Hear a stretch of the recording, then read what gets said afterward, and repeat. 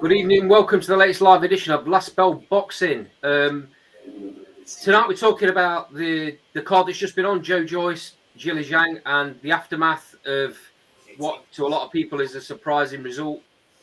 Joined by regulars Sean, how are you, pal? Evening, guys. And Daz, how are you, Right, mate? mate. You all right, mate? First and foremost, Daz, thanks for jumping on. I know you've been out and away from home, so you've not seen the card, but I think you get the gist of what's gone off tonight. So we'll go through the cards slowly, and everybody that's in the sidebar, again, as always, the link's in there if you want to come and join us on screen. If you just want to comment in the sidebar, feel welcome to, and we'll read them out as we go along. So, Sean, I think we'll start with before we go on to the card. What was your opinion of the card as a whole tonight? Yeah, I felt it was quite poor, really. I mean, the last couple of Frank Warren shows I thought was really good. The one in Telford and the Anthony Yard one. Yeah. So I guess for this show, really, I would say it's reverted to what you normally get with a Frank Warren show, which is average fighters and not very good, really.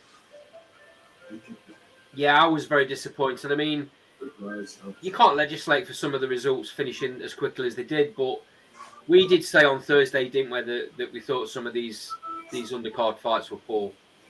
So let's crack on then. We'll start off with Denzel Bentley, Kieran Smith. I mentioned on Thursday I was a little bit underwhelmed with this fight, but having said that, I blinked. I looked down at my paperwork. I was just writing down a few bits and bobs, and it was done. I mean, to be fair to Denzel Bentley, cracking finish, great right hook, but I was very surprised at how quickly the fight ended. I thought Kieran Smith would have been a bit more durable than that. Yeah, I mean, he certainly showed the level where he's at compared to sort of domestic level, didn't he? And I agree. I thought the fight would have gone a bit longer, but I guess for him it's sort of like a tick in the box coming after his loss, and he can move upwards to a fight for the British title, I presume, next. Interesting. I'm just looking at the sidebar comments from Dan Evans. Good evening, Dan. I don't think JOYCE can beat Zhang in a rematch. Also, make Bentley versus Shiraz. Decent shout. What do you think of that, Daz? What, Bentley v Shiraz? Yeah. I'm a big fan of Shiraz, mate. He's big at the weight as well, isn't he? Big fan of Hamza Shiraz. Yeah. Think Hamza Shiraz has got world champion written all over him. Do you think he beats Bentley right at this time? Yeah, mate. I do. Yeah. Think he's too big and too strong? Yeah. Yeah. Very, when Shiraz gets on the end of that jab, mate, and gets into that river, he's powerful as well. He's just. I think he's just going to go on to another level. Absolutely, yeah. Proper rate Hamza Shiraz. I always have done. One of my pals used to train him. Eddie Kelly used to train him. Eddie actually took him to the WBO European title he won. Yeah. He's classmate. Absolute class he is.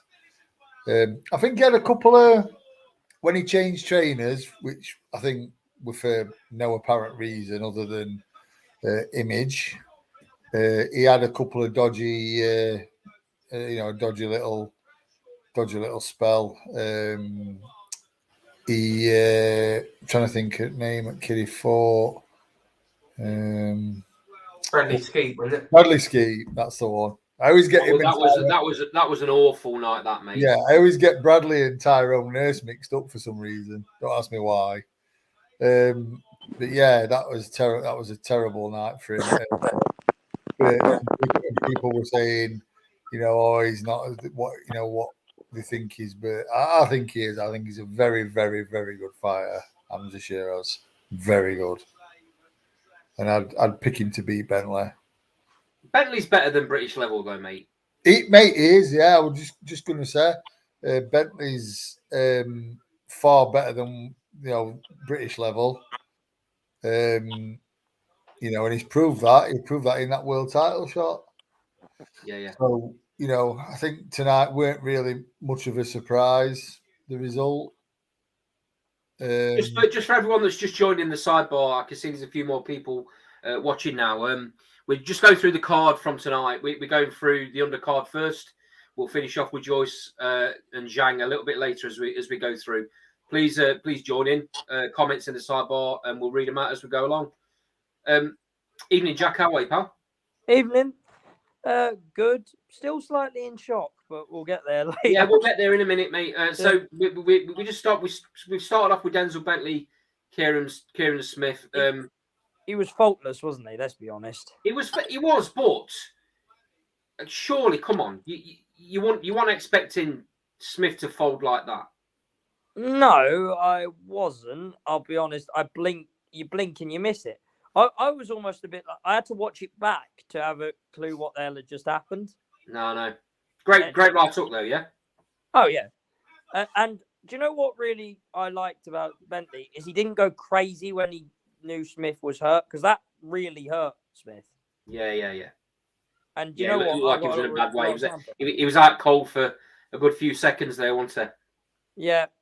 And do you know what? You hit the nail on the head, Andy, when you said that he's above British level. He is.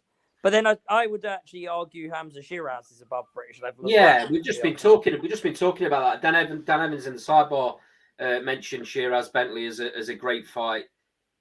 In my opinion, though, they ought to be looking at getting Bentley and Shiraz a European fight. To be honest, yeah, to be honest, they should, because they're both above British level. I mean, Sean, I'll bring you in. What benefit is that fight tonight for Bentley? I just think it was to get him back a win after the world title fight, wasn't it? And then they look to put him with Shiraz or someone like that next. Dan's also put in the sidebar. What about Bentley v Felix Cash 2? Cash did a number on Bentley first time round, didn't he? Cash should probably do it again. Yeah, Felix Cash is very good. Felix Cash is very good. You say that, but I saw him in Leeds end of last year on the Josh Warrington against Lara. No, Lara was the one. Who did he just lose his title to? Oh, yeah, I know the guy you mean. Can't remember. Anyway, Josh Warrington against whoever he lost his title to. And Felix Cash was on the undercard and he was poor. Lopez, thank you, between the ropes. That was it, Lopez. Yeah. Sorry. Yeah, Lopez. Felix Cash was terrible, mate.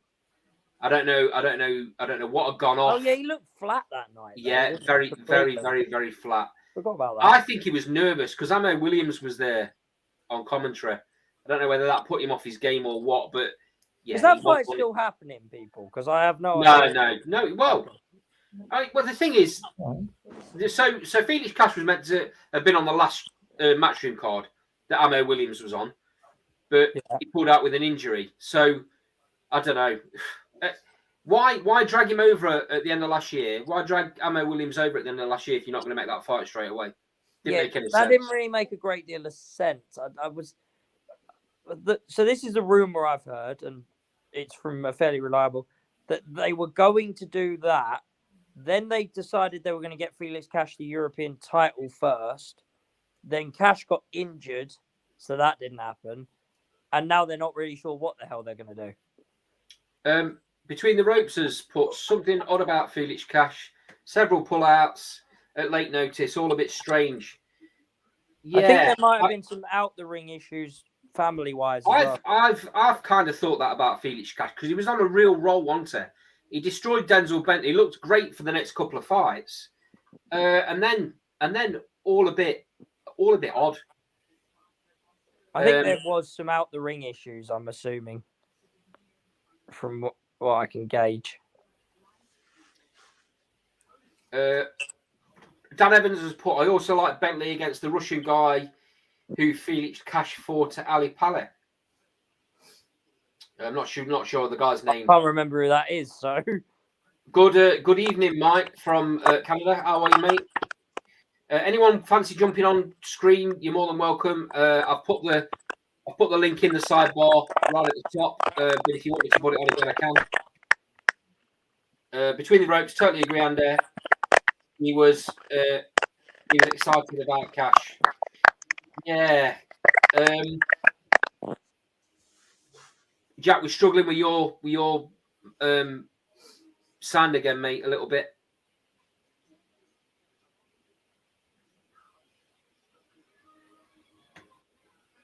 Russian guy was Madiev. Yeah, that's right. Yeah, that's correct.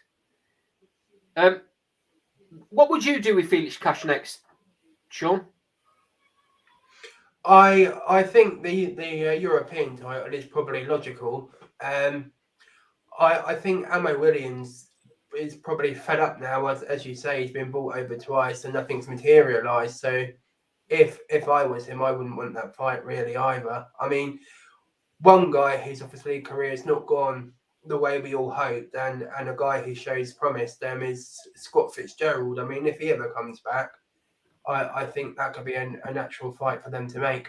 I don't think Scott Fitzgerald's going near a boxing gym anytime soon. I saw quite sad actually. I saw a Snapchat off one of my friends who was with Scott Fitzgerald a couple of days ago. No, it doesn't look great. Oh dear. I heard the similar sort of things. Yeah. To be fair. Yeah, one of my friends, one friend we on Snapchat took actually a photo with him, and Scott didn't look great at all. Quite alarming how he looked, to be fair. Yeah, Michael, we were just talking about Amo Williams and Felix Cash and how in end of last year, early part of December, on a matchroom card, Amo Williams came over when Felix Cash was fighting and had a little bit of banter, a little bit of pushing and shoving post-fight, and I thought the fight would happen straight away. Never did. Yeah, strange. That's not a bad shot between the ropes.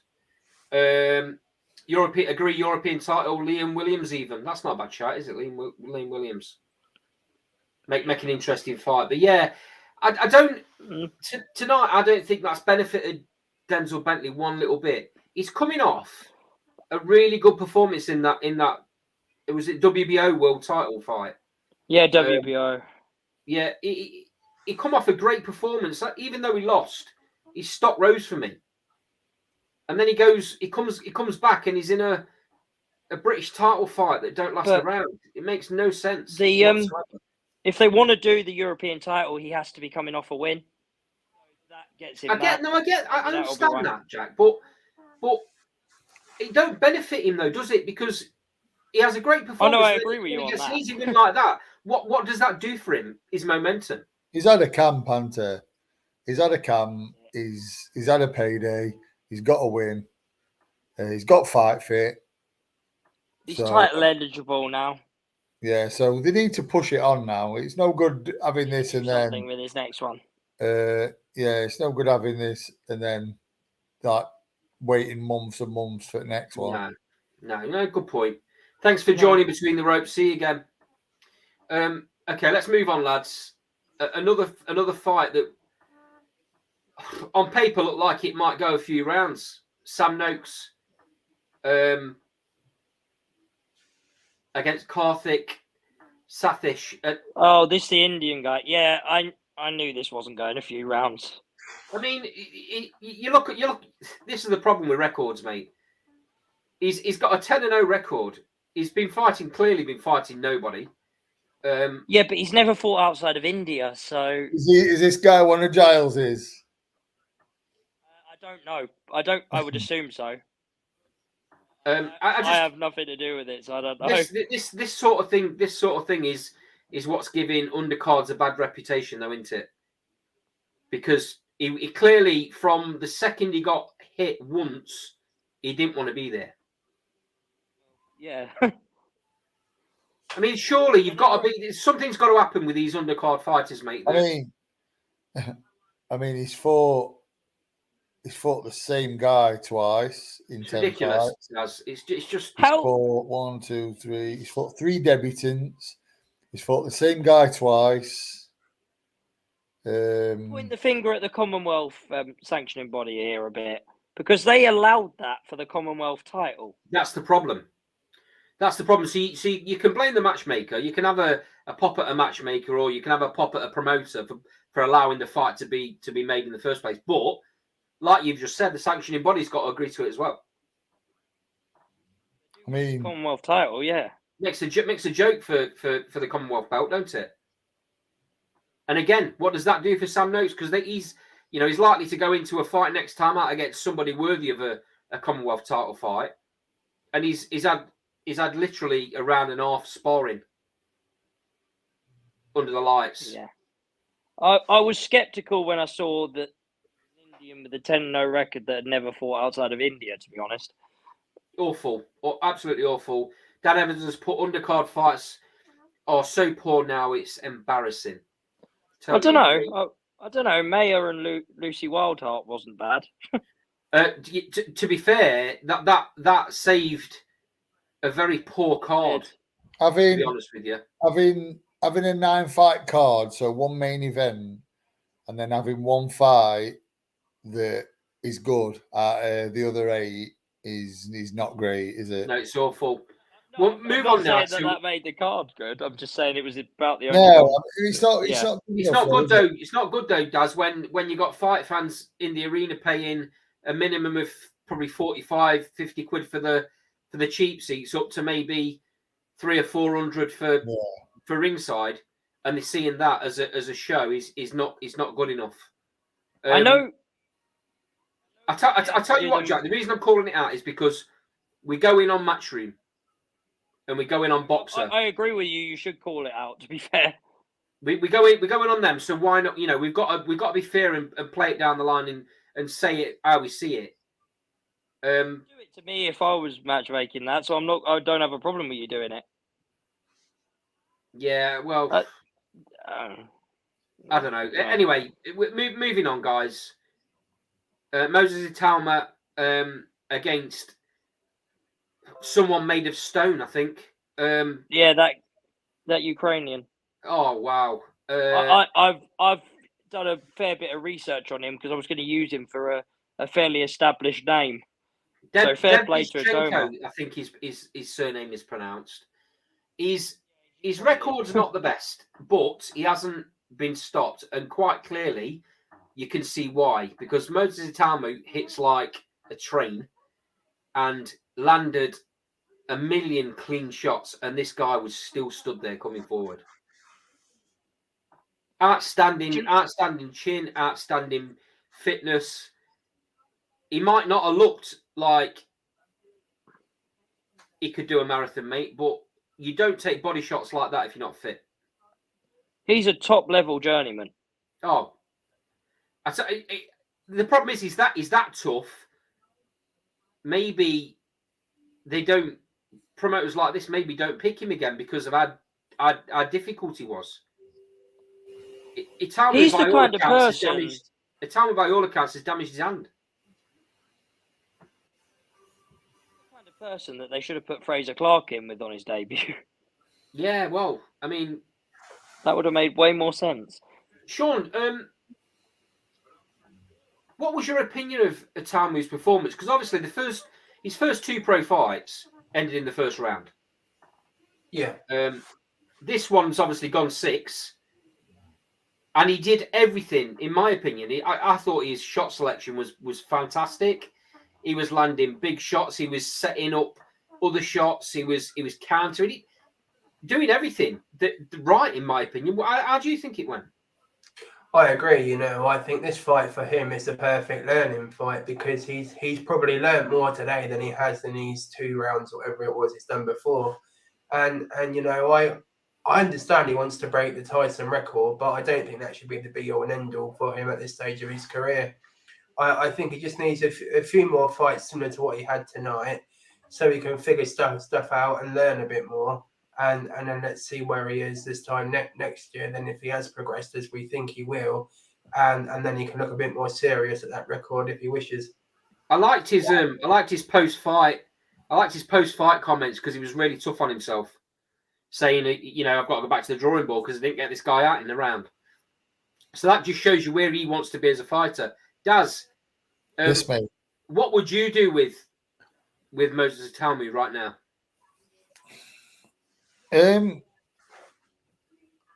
I think now, he's for this guy who he's obviously got a bit of quality about him, tough.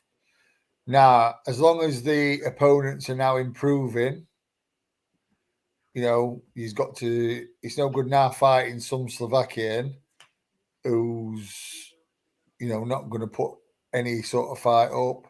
He's got to now fight, increased quality from this guy. Yeah. And like I say, he's been spoke about to me quite a lot. Told to watch out for him, and he just needs the right fights, doesn't he? Right learning fights. He'll have learned more from that tonight than he has in past. But he just needs the level of opponent now needs to be a step up again from this guy, and then step up again, and then step up again, until he's put in with people who are going to pose him problems, basically. Dan Evans has put in the sidebar, can't see why more domestic matchups can't be made. Look at the May the 27th card Matchroom. Some great domestic fights. Matchroom are having to put a strong card on there, though, in my opinion. That's the card in Manchester, isn't it? Dan's come up with a good one there. Moses v. Kamil Sokolowski, but it depends which Kamil turns up. That's the issue, isn't it? Yeah, that's the issue with Kamil. If Kamil turns up, the Kamil that fought Adelaide, that could be a slippery night. Very slippery night. If Kamil just turns up, not bothered, payday, then it's not really considered, it's not really going to prove anything to me. Yeah. It's only his third fight. He's an 18-year-old kid. Yeah, exactly. There's this narrative that he wants to be beating Mike Tyson's record, and to do that he's got to be world champion by mid 2025? 21, yeah. 21 so years. You have to be 21. Yeah, so 2025. I think it's mid 25. But by that point, he's got to be world champion. That's, in my opinion, unrealistic. The thing is, though, it actually could be done.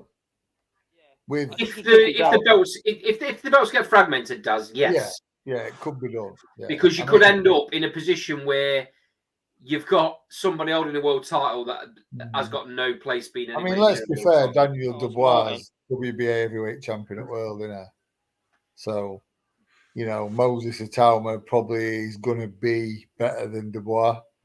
He probably already is as he progresses. The thing is, I'd be more worried about. I won't be worried about breaking Mike Tyson's record for youngest heavyweight champ. I'd be more concerned with, let's try and better Mike Tyson's actual legacy when he finished. Yeah. Rather than try and break a record. And listen, Moses Atalmu is going to come up at some point, and he's going to be put to test, and it's going to happen. He's going to get belted. Show what he's made of, isn't it? He's going to get belted right here off some big lump who he can't just put away and bully.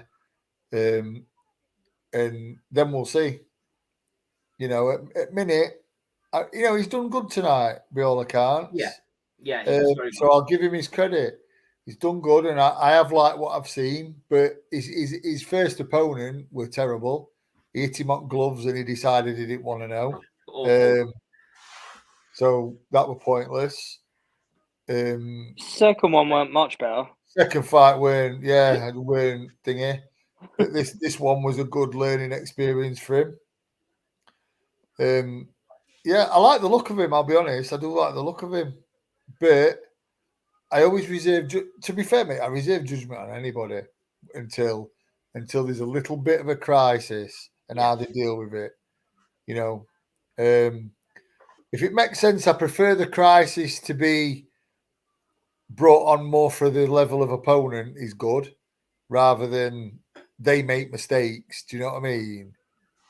You know, so if an opponent poses them problems and they deal with it in a good way, that's a lot better than, you know, if someone goes into a fight and don't move the red and they're getting pinged left, right, and centre. I don't mind if someone gets a cut early on in their career, just to see how they react to it. Yeah. That's another thing that's beyond control. So, you know, it's adversity that's beyond their control. Just like if somebody works their, you know, works them out and deals with a different game plan, then they have to adjust to that. You know, I think that's a lot better. And it's completely different doing that and seeing that under the lights than it is in a sparring session in your own gym. Yeah, of course it is. Yeah, I mean, like I said, I do like Atoma. I do think he's doing all the right things. He's beating what's put in front of him. But I think the level of opponent now has got to go up from this last guy he's fought tonight. The guy was very tough tonight, Daz. He wasn't throwing a lot back. Yeah. He did land a couple of shots as counters. But other than that, it was very little coming back. Well, that'll give Atoma some. I mean, like I said to you earlier, I've not watched it. I've not had a chance to watch it. I'm going to watch. I've been in also. I'm going to watch it probably tomorrow, the full card. But to me, if he's been caught with counters, then that's something to work on. You know, like I say, he was very in the post-fight interview. He was very tough on himself.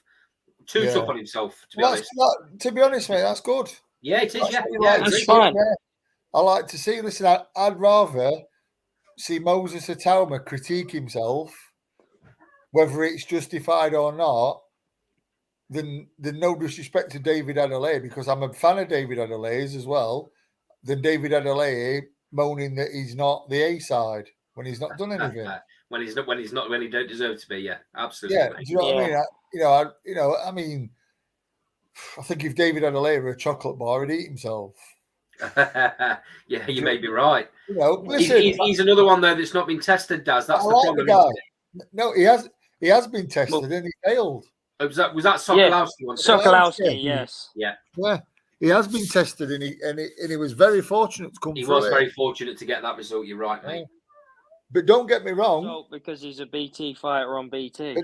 Don't get me wrong. I'd pick Adelaide to beat Wardley. Would you? Yeah, I would. Yeah, I like David Adelaide. Yeah, I'm a fan of David Adelaide. I just think, I don't know. I just don't think. I think I don't know, mate. There's something not right with him. You know what I mean? There's something missing, a little bit of something missing. But I'm a fan of his. Yeah. Well, time's going to tell, because I think those fights, that British title heavyweight, those fights are going to happen soon. You have to excuse me while I take the odd munch of this oven pizza. You get stuck in, mate. You get stuck in. Since 4 o'clock. Right, moving on. Oh, yeah, you were in Hull. Yeah. Moving on, guys. Michaela Mayer versus very late replacement in Lucy Wildheart. I'll come to you, Jack. You're a matchmaker, so you understand exactly what's told about here. this. Involved in this. You was involved in this match. Not in the match. So when the I knew some of the background because they were. I knew that some of the stuff that was going on because I knew the matchmaker who was, and I was kind of like they mentioned the name to me and asked like what I knew about Lucy. Right. Okay. And because I'd matched Lucy in the past, so they were asking my opinion on Lucy and things like that. And do you know what? I thought she did well given the 24-hour notice thing. She did great. You know what? She's earned another big fight out of that. Somebody somewhere needs to give her another big fight out of that one. Well, to be honest with you, she was asking Michaela Mayer a lot of questions. She cut her early on. Michaela was winning the rounds, but not winning them comfortably. She was under a lot nicking of them, pressure wasn't at she? times. Say again. She was nicking the rounds, not Yeah, hating them. yeah. Yeah, do you know the thing as well? Fair enough, right? Luce is obviously a fighter that's very professional and keeps herself fit, ready for an opportunity like this. She's a featherweight. Luce is a natural lightweight, though, isn't she? Yeah. But you've still got to be ready, haven't you, Daz? You what, mate? You've still got to be ready. Oh no, yeah. What I'm saying is, Luce is. I won't be too hard on mine because I believe Lucy Wildot's a natural lightweight. Yeah, she is. Yeah. Lucy fights at feather.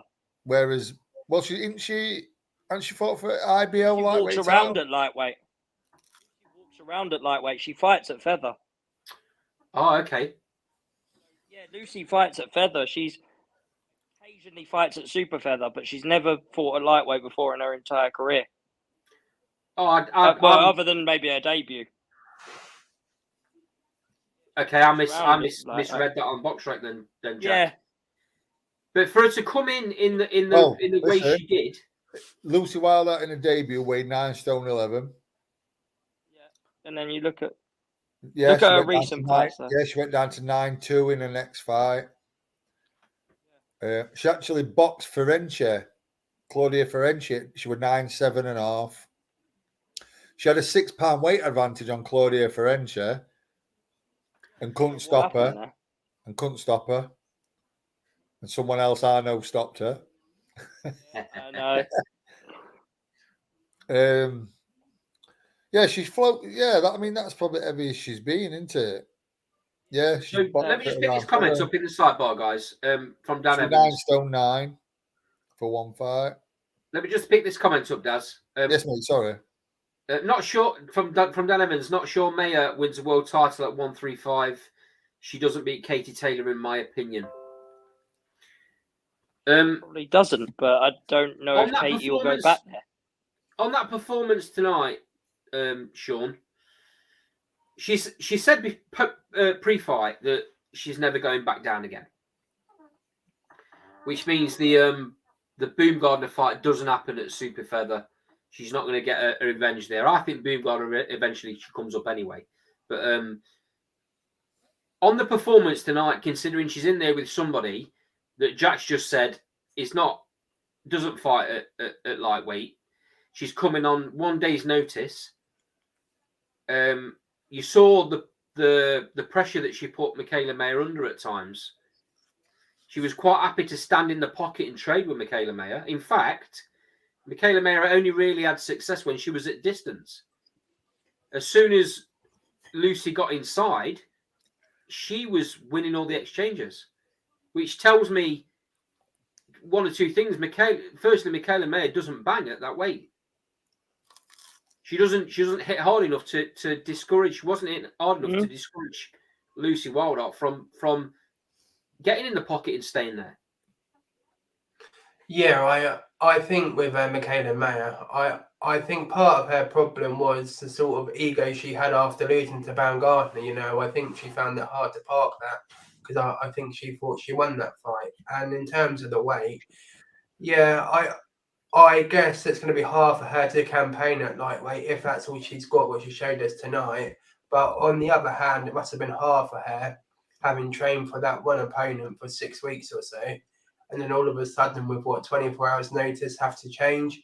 So I can see that point of view as well. But on the showing we saw tonight, I'm not sure she's got the almost physical capabilities to be able to hang with Katie Taylor or the top girls at lightweight.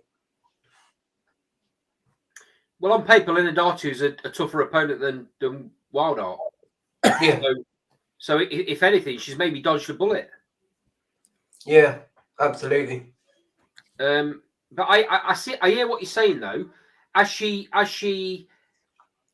got that disappointed that Linda Dartu's pulled out, that she's hit a bit of a low and not been able to build herself back up again. Because it was a very short timescale, wasn't it? I think it's very harsh to judge Mayer on tonight, saying she's not going to win a world title at 135 when she stepped in with a very, very good very good late replacement Yeah. at 24 hours notice. I mean, And not many legitimately people won. would get in the ring with Lucy Wildheart at 24 hours notice, would they? So, No, exactly not. No. I mean, Michaela May's probably not had. Well, she'll have had maybe a couple of videos of Lucy Wildheart at the most. She won't have had any time to train for her. Obviously, completely different styles. She basically, you could see it in the ring, Daz. She was working her out as the fight was progressing. Yeah. And to be fair to Maya, she got better as the rounds went on. yeah, she did. The first few rounds, she was in a bit of trouble. She got cut very early. Might have even been the first round, second round possibly, but she got cut very early. And like I say, when Lucy was in the pocket, she was landing just as many shots. Yeah, so yeah, I kind of agree with you, Daz, that it's very harsh. I do worry about a strength at the weight. It's the first fight at the weight, though, isn't it? Yeah, I suppose she's gonna grow into it. You're right there. I've just looked at Wildheart's record, and like I said, she's gone from lightweight to featherweight. She's boxed in between, up and down. She boxed for Estelle Mosley, I think, for IBO lightweight title. So she's going up. She fights anywhere, like Jack says, she fights anywhere from feather to lightweight. Yeah, I mean, she's obviously comfortable with that. She clearly was. She was training for a fight, by the way. She didn't just like rock up out of bed. No, I know she was training. But... She had a CrossFit competition last week. They said on BT she's a CrossFit competitor, and I believe she either won a competition or she was in one last weekend. She's ridiculously fit. Yeah. She was training for a fight because I was the matchmaker on it. I literally got told, whoa, hold your horses. We see how she does losing a few quid then, are you, Jack? Well, that depends. She might still fight. Well, yeah, possibly, I suppose. So okay then. So obviously Katie Taylor is otherwise engaged with Chantel Cameron very shortly. Michaela Mayer's got to let that cut heal anyway. What would you do with Mayer, Daz? As a trainer, what would you do with it? I mean, seeing that result tonight and the way it panned out, would you put her in another fight first before the Taylor fight, or would you just hold fire? Yeah, because I mean, we're not sure whether it's going to be Taylor, are we? I mean, she's obviously the WBC interim champion. Yeah, so I mean, it's going to be either her or Chantel Cameron. No, because she's fighting Chantel at the weight above, isn't she? Oh yeah, sorry, yeah, my bad. Yeah, she's moved up. Yeah, she's. And it also depends which order all the belts go in, doesn't it? Because I can't remember what it is. Yeah, sorry, I keep forgetting that Katie Taylor's moved up to fight Chantel for Undisputed. Yeah, that's mad. Yeah, it's. I don't know. I mean, it all depends on what. I still think it does depend on the outcome of Chantel and Katie, because if Katie loses, is she going to want to go down and defend against, or is she going to want to call it a day? Is she going to want a rematch with Chantel? But then that opens up the case of vacating titles, doesn't it? So it's a possibility for Michaela to box for a vacant title. Yeah. I said on Thursday. Sorry, I said on Thursday that I wouldn't be surprised, depending on how the fight pans out against Chantel Cameron. And I've given my opinion. I think Chantel Cameron beats Katie Taylor at that weight, super light. Depending on how that fight goes, that might even be Katie Taylor's last fight. Yeah, that's what I said. It could, if she gets comprehensively outboxed and outfought, which I think she will, then she's got a decision to make, can't she? Because it's plain for everybody to see that Katie Taylor's slowed down. She gets it far more than she used to. Absolutely, mate. Yeah, without a shadow of a doubt. And to no go one with somebody at a bigger weight that really punches at that weight as yeah, well. and he's also skillful as well. Yeah, She's absolutely. up against it. But listen, I think if she pulls it off, I'd maybe like to see her retire anyway. On top. Oh yeah. Oh well. You know. Could you blame her? Could you blame her? She's going out. She's going out. She's always wanted. She's always wanted the homecoming fight. Yeah, she's got it now. Not good shout from Dan. Could be Maya v Serrano. Yeah, Dan's on it tonight with his fight matches, isn't there? Dan, you need to take Jack's job. You need to be a matchmaker, mate. I mean, yeah, if he wants to make that fight, he can have my job because that's a great fight. It is. Yeah. It is a great fight. I tell you what, it's very intriguing as well because Serrano throws 1,000,001 punches. Maya doesn't fight like that at all. Maya's very methodical in a uses very good ring craft behind the jab, sets up shots when waits for a fight to make a mistake, sets up shots. Very, very, very interesting fight. It's completely different to the Serrano Katie Taylor fight because they both fight the same way. Yeah, that's a fight.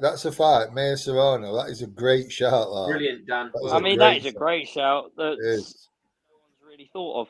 Do you know the thing as well? If Katie to end up vacating belts, the way it works now as well with her being interim champion, Maya would go into any potential next fight as world champion. Yeah, there you go. I mean, mad. So she could end up being an email champion, but I'm not a big fan of that, Jack. I got to be honest, mate. I think fighters need to earn it. I'm waiting for that Saudi tournament to get announced so that we can have ZHANG as world champion after tonight. We'll get on to that. In fact, we'll move on to it right now, seeing as how you brought it up. So Joe Joyce, ZHANG. We had a big conversation about this on Thursday night, and some of us said that Zhang was too old, too slow. Some of us said Joe Joyce could get old overnight. Does. And in that first round, it looked like Joe Joyce had got old overnight. Do you know the thing is, I pointed out the fact that about getting old overnight on the chin factor. Your chin your punch resistance can go. I mean, I've not seen the fight tonight, I'll be honest, but I've seen most of Joe Joyce's fights where he's shipped some absolute crazy hard punches, and his skin has not looked any different. He's not marked up. Maybe odd little greys, but nothing major. But obviously tonight he's marked up, and do you know what? I think it showed the blueprint for what Fury had done to him. I think that is what Fury would have done to him. Yeah, you're probably Fury right. You're probably right. Fury would have just hit him at will, and he'd have marked up. I was saying to Sean off screen before we started, I was baffled that it looked as though Joe Joyce had never trained or had never been in the ring with a southpaw in his life. Yeah. Because Zhang was landing the straight left hand. Yeah. At will. I mean, a lot of people, I had a quick flick on Twitter, and a lot of people are saying no head move. I mean, are you surprised? When has Joe Joyce moved his head? No, I'm not surprised. But what I am surprised at, Daz, is that it happened round after round after round after round with no change from Joyce. No. Do you know what? I put it down to sometimes? Superstar trainers. Yeah. Maybe. Trainers who are the in thing to go to. Do you know what I mean? Go back to somebody Go to somebody who's going to tell you not what you want to hear, but what you need to hear. Yeah. You know, I mean, automatically, Joe Joyce is right. You need to move your head, Joe. You can't have 16 stone plus men teeing off on you. I know you've got a good chin, but save it.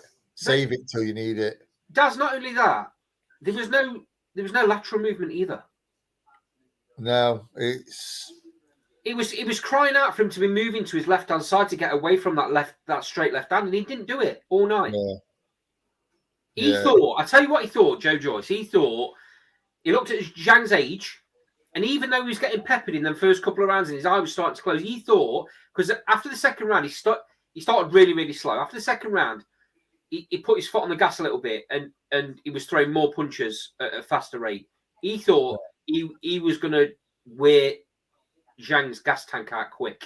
Well, it's like you pointed out as well. Whose bright idea it to come in at your lightest to fight your heaviest opponent? Against the monster just as big as you, that punches really hard. Yeah. Sam Jones tweeted that tonight. So strange, mate. I just don't get it.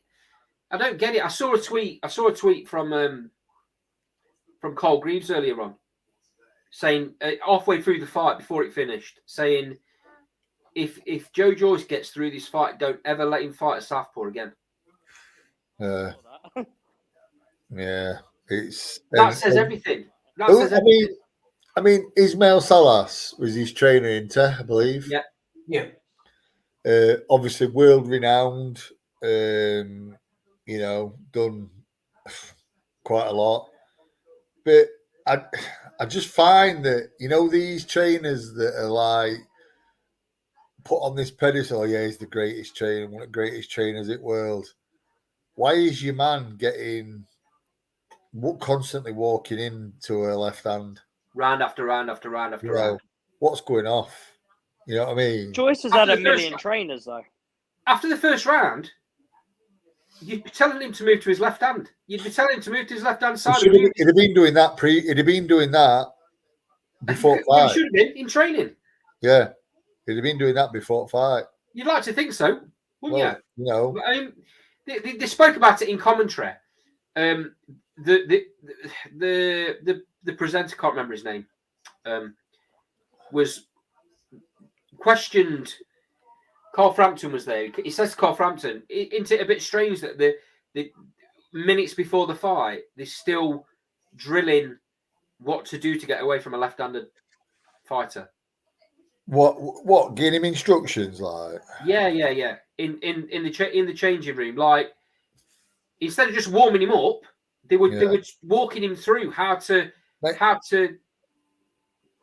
Do you know what? A left-handed fighter. I seriously think that some of these trainers that, you know, when they first start out and they, you know, they have the success and stuff like that, I sort of think they lose sight of what got them the reputation in first place. You know, I just, how can someone like Ismail Salas allow that to happen? Do you know what I mean? I mean, unfortunately, Daz, you didn't hear any of the instruction in the corner in between rounds. Yeah. For all we know, they could have been telling Joe Joyce to do the right thing, and he wasn't doing it. Yeah, but then you have to ask yourself, why is he not listening to his trainer? Yeah, exactly. So it isn't necessarily all the trainer's fault, potentially, but the warning signs have always been there, like you said a bit ago, Daz. You shouldn't be going over a game plan. You shouldn't be going over a game plan in the dressing room 10 minutes before. You shouldn't need to, should you? You shouldn't have to. No, you shouldn't have to. Makes you wonder just how much time Salas has spent with him in camp. Yeah, I mean, that's one of the problems I felt. I mean, I don't know what you guys thought, but when they went to the corner, between a few of the rounds, it reminded me of the AJ Usyk fight at Tottenham, where he had so many people speaking to him, he didn't know who to listen to. So, yeah, that certainly reminded me of that. Well, when they showed that at times. Who were giving instructions, Sean? There was Mark Tibbs with Salas. Mark Tibbs was there. But I don't know who he was. I don't know if he was his friend or something, they said. What? So Or Tibbs and Salas both giving instructions there. Yeah. See, there it's a red flag to me. Yeah. Should never have two people talking in the corner, right, Daz? No, I mean, to me, that's a red flag, really. I mean, if you're a second and you spot something, tell the trainer. Yeah, I Don't agree. shout at the fighter, tell the trainer. I absolutely agree, mate. Tell the lead man. That's how I work. I've just applied for my seconds, and one of the bits of advice I've already been given is basically nudge the trainer and say, look, I've spotted this. You might want to tell him. Don't say it yourself. No, there's no thing is, right? It's like if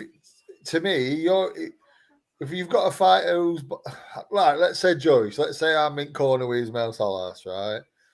Yeah. Joyce is not moving to his left, or let's say he's dropping his hand and he's getting caught with a shot. What's pointing me in Eat a Battle shouting, Joe, move to your left. Joe, move to your left.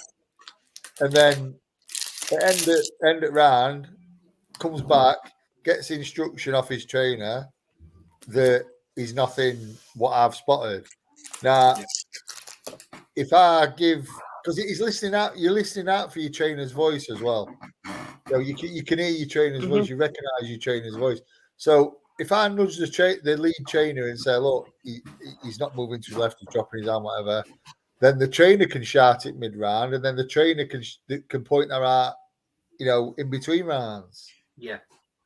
Do you know what I mean? Having 2 or 3 voices shouting and screaming it's confusion. It's crazy. So just before I bring Little Penny in, good evening, by the way, mate. You all right? Yes. Yourself? Yeah, very good, thank you. Just before bringing in, let me just pick some comments up in the sidebar. So Dan Evans, who's been an absolute star in the sidebar tonight. So guys, in my opinion, AJ should fight Zhang next. I think that makes a ton of sense, as Joyce will be out for a long time.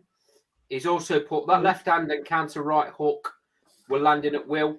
I'm glad Joyce didn't fight Fury or Wilder. Would have ended badly for him. Can't argue with it. I mean, all of that. Can you imagine if Wilder had landed the shots that Zhang landed tonight? Yeah, it might not have took as many. It once took as many, would it? I mean, that would have been his career over, I think. If it had been Wilder in there tonight and he'd landed as freely as Zhang was, I don't think you fight again.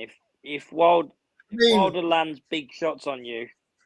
I mean, let's be fair, right? If it were AJ in there, AJ does damage. True. I mean, true. That's true. If it were AJ does Zhang damage. can punch, but tonight, Daz, was the first time in a while I've seen Joyce hurt and stumble. Yeah, listen, honestly, mate, I know when I watch it, I'm going to watch it tomorrow, and I know when I watch it, it's going to be, I'm going to be a bit disappointed and upset, because I love Joe Joyce, I really do. But for God's sake, man, you're a world level fighter. Why is no one? I mean, and I don't buy into this. Oh, he's too old to teach. Can't teach an old dog new tricks. Listen, you can teach Joe Joyce to move his head a little. Right? You can teach Manny Pacquiao 40. You can teach Joe Joyce to change his angle with his feet. Yeah. You can do that. So why is that not being done? But he's the juggernaut, though. Like, he's supposed to.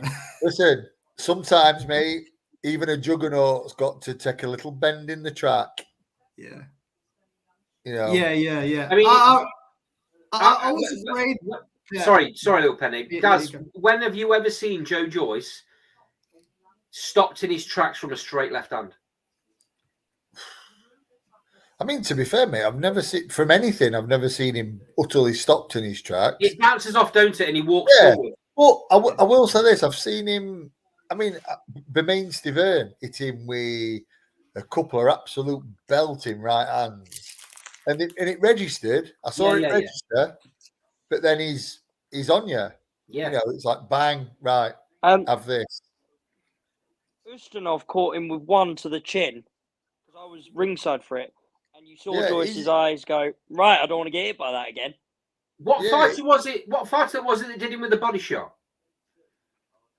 Do you remember? That was the oh God. Yeah, I remember the American geezer, weren't it? Sure it was. The American, but I can't remember what his name is. Just a couple more comments in the sidebar. So Double X has put all the so-called know-alls who know absolutely who know a lot about nothing got it wrong, and at 37 he's too old for the top. Well, Zhang's 39, isn't he? Come on then, explain that. Yeah, come on, Double X, explain that to us. George Foreman says hello. Well, yeah, he was 45 when he won the world title back. 44. But the thing is, though, let's not compare Joe Joyce to George Foreman. No, let's not do that. I mean, to be fair, Foreman is probably one of the of all time, but that's I mean, that's not point. I mean, so Edward Mayo, Zhang AJ will be a multi-million-dollar fight in China. Spot on. I agree with that. Spot on that. I can see that happening. In December. Yeah, potentially, and that obviously puts AJ straight in the mandatory spot, then, don't it? Listen, that as well. That is a perfect fight next. Yeah, for AJ. AJ can beat ZHANG. Yeah, but AJ could also lose the to clash ZHANG. to the two Olympic gold medalists. Edward Yes. Mayo's also put. He almost got KO'd in the second round, and the ref jumped in. What was that about? Yeah, I'm not sure why the ref got in at that point. It a bit of a strange step for the ref to step in at that point, to be honest. Andy, he was very hurt as well.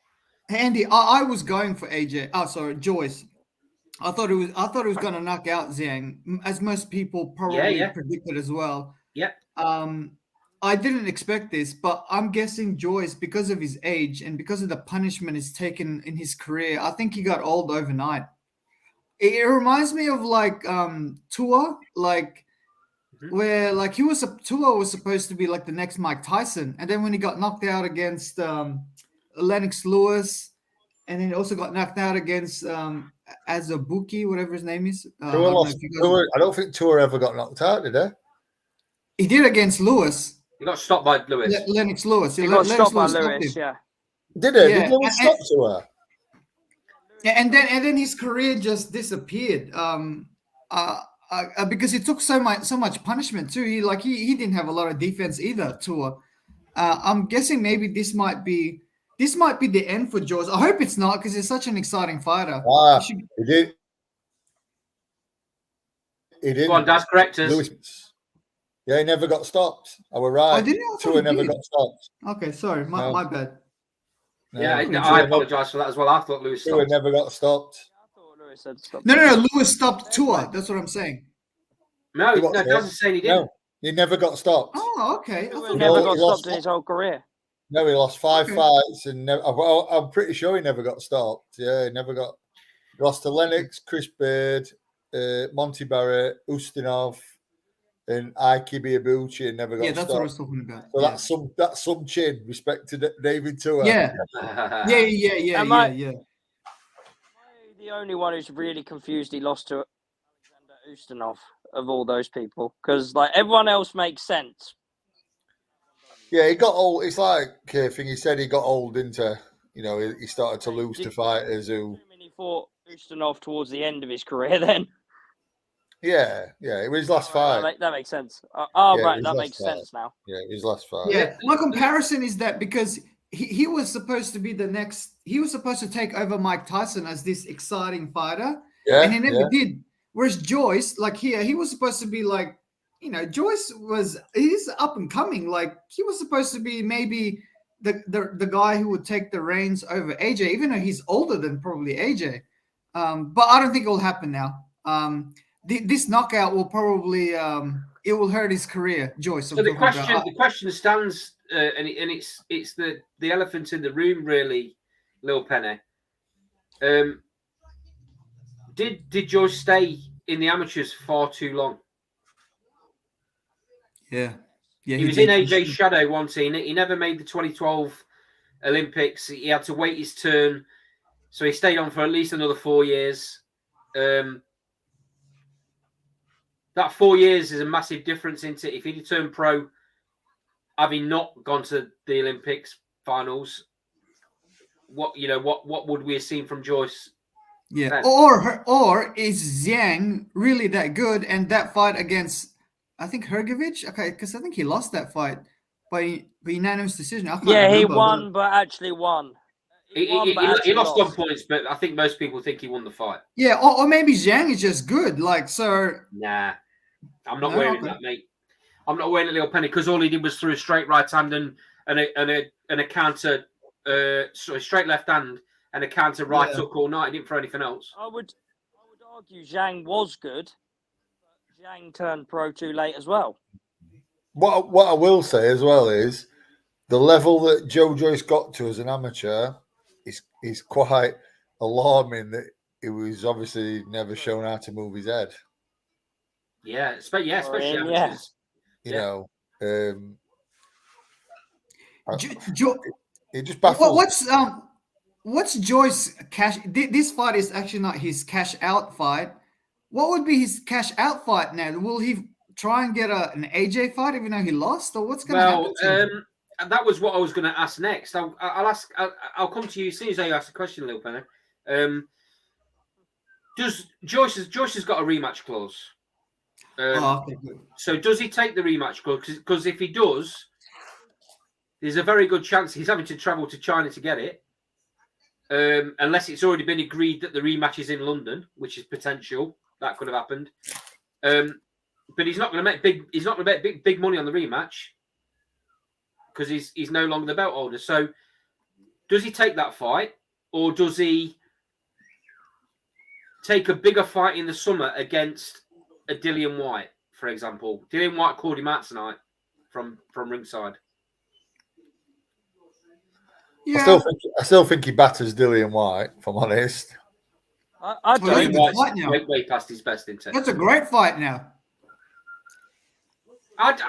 He beats White now. The thing is, you look at the scorecards, and we're saying Joe Joyce got beat up, and he did because of his eye.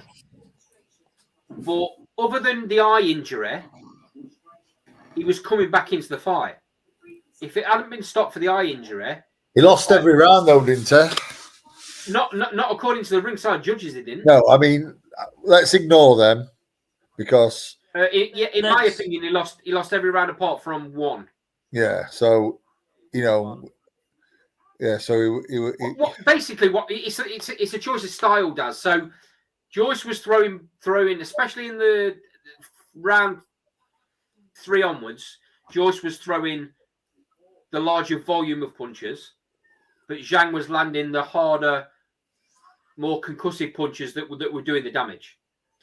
When did his eye come up? Just an instant, straight away. Yeah. It started puffing up round 1. By the end of round 2, it was partially closed. I'll be honest. Does Zhang hit that hard?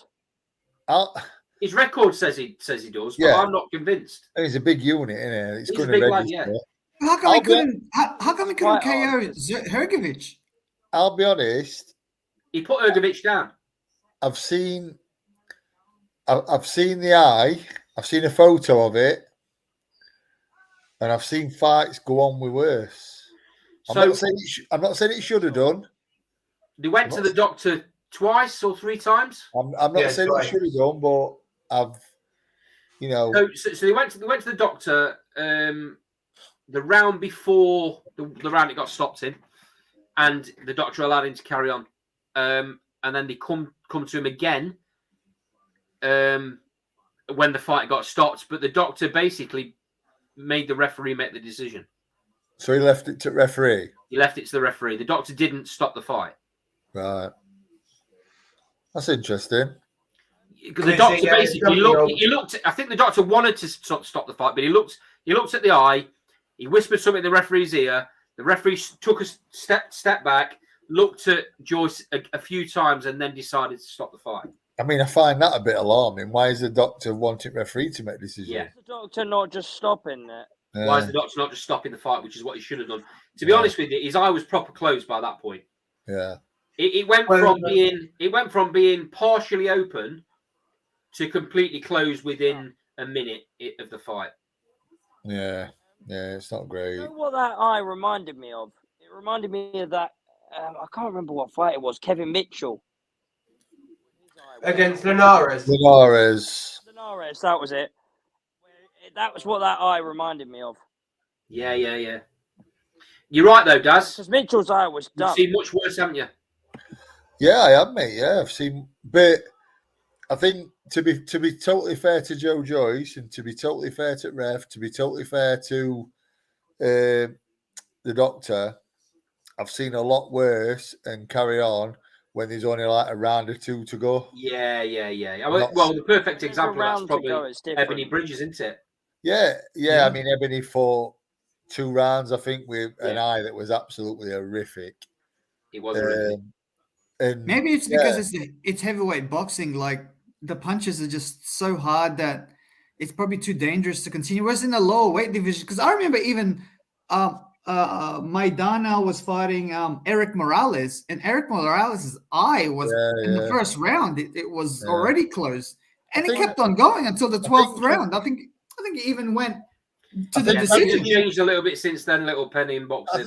I think had there been 2 or 3 rounds to go, I think it'd have been allowed to carry on. Yeah, you're probably right there, Daz. The fact of the matter is that Donaire had one. Well, it didn't help, guys, that it was the right eye that was getting peppered by that straight left hand. Yeah. He clearly couldn't see that shot coming by on purpose. I think he on purpose he could to see do that. Because even when the doctor come there the second time, he was answering him correctly of how many fingers he was holding. He was, yeah. So I think he could see out of it. I think they were just sort of cautious how it could go if he could break his eye socket or something. I mean, you got another 7 rounds, Hunter. So yeah. Joyce didn't. I mean, Joyce didn't complain either. I hope he's not done. Like, remember when Dillian White got knocked out against Povetkin? Is it Povetkin, the Russian dude? And then he beat him in the rematch. Yeah. I hope this is because I like Joe Joyce. I want him to be relevant in the heavyweight division because he's got a great nickname, the Juggernaut. I love that because I'm an X-Men guy. Lil Penny clearly needs to work on a number of things if he's going to get back in with Zhang straight away. There's some very very basic things, and as you'll see this when you watch it full, you will see what I'm talking about. There's some very very basic things. I mean, I'll be honest. I've been saying from his pro debut, he needs to move his head. You know, he needs to, be a little bit more elusive. Also, and I've said it from his pro debut. He's going to get old overnight. Yeah, he's going to ship an amazing. Here's an interesting one from Dan again. Sounds harsh, but does AJ retire? Joyce retire? Where does he go now? Question mark. I honestly see Joyce Dubois 2 happening after Usyk beats Dubois. I like that rematch. Well, he'd have to have a fight in the interim. Who? Joyce, because they're going to do it for the Usyk fight where there's a world title, he can't fight for it for loss. No, it won't be. They're going to do it after. And if they're going to do it after Usyk, he's not going to wait a year, surely. Yeah. Like a year down the line. I can see Joyce. I can see Joyce fighting someone in the summer. I think that's just the way Joyce is. He'll get his eye better and he'll come straight back out again. What about a rematch with Zhang in China? That would be a huge. Well, the rematch clause is there. It's whether they decide to take it straight away, isn't it? I reckon he should. That will be a huge money fight in China. His purse will go down, in terms of percentage, but in terms of dollar amount, it'll be higher than the first fight. That's for sure. If you took it to China, it'd be huge, wouldn't it? Yeah, it'll be huge. But the Yeah. same if Eddie Hearn decides to jump in and capitalize on the situation, which could very easily happen. Yeah, put it in Macau, in the Venetian in Macau, where Pacquiao fought. What's his name? Let's be fair. Zhang deserves to fight in China. Of course he does. Yeah, He he's been deserves fighting that. away all the time. He's the new interim champion. Of course he does. Yeah. They want to do a fight in the Bird's Nest. That might be the fight. Yeah, could be. And do you know? It'll be the in other thing Macau. Mate, it'll be in Macau because the Venetian and those Macau casinos, they'll overbid whatever, like, because, you know, you can't beat the casinos because the amount of site fee that the Venetian in Macau will pay for that fight, it will trump any offers. I mean, the Bird's Nest is an 80,000 seater stadium, to be fair. So yeah. Edward Mayo has put. I'm sure Eddie will make a lot of money with Zhang. Hence make Zhang against Chisora. Tune-up fight in China in August and AJ Zhang in December. He isn't with Matchroom anymore, though, Zhang, is he? He's signed with those two American guys. Oh, is that right? Yeah. Yeah, Sorry, mate, you go. it's a co-promotion, I believe. I don't think he's fully signed with them. right. I think he is still co-promoted by Matchroom. But Mate, Chisora is like the gatekeeper of, like, in heavyweight boxing. Everyone wants to fight him. So Dan Evans has just put like Dan Evans has put Eddie can't jump in Andy because Queensbury have Zhang now. What do you mean by that? Because of the rematch clause? No, because they had an option on Zhang that if he beat Joyce, he signed a contract with them. Oh, okay. Interesting. Could So have the co-promotional deal. No, Eddie Hearn confirmed it as well that he wouldn't work with Zhang for the next few fights. Because right, okay. It might be Well, to do with the rematch. that's clause. interesting then, because if that's the case, there's no way Queensbury are going to just feed him to AJ, are they? Yeah, correct. So they're definitely going to make. I wasn't aware of that. That makes a massive difference. Then there's no way they're going to put him in with anyone else apart from Joyce again. The rematch makes sense because now the fire is there. There's a storyline. Plus, you know, maybe Joyce, like, you know, it could be like a Dillian White situation where in the rematch he may redeem himself. So I reckon let's go with the rematch. I'd love that, man. That's a big fight now. It makes sense if they are going to make that rematch. It makes sense to take it to China because how much money they can make there. Yes. That's unfortunate though, lads. I mean that's taking Queensbury way out of the comfort zone because they don't make fights anywhere other than London. Well, the thing tonight was co-promoted with Top Rank. Right. Again, the Mayor situation. They co-promoted slightly with Top Rank. So Top Rank have done fights, in that sort of market, Asian market before. So maybe they do that again. Yeah.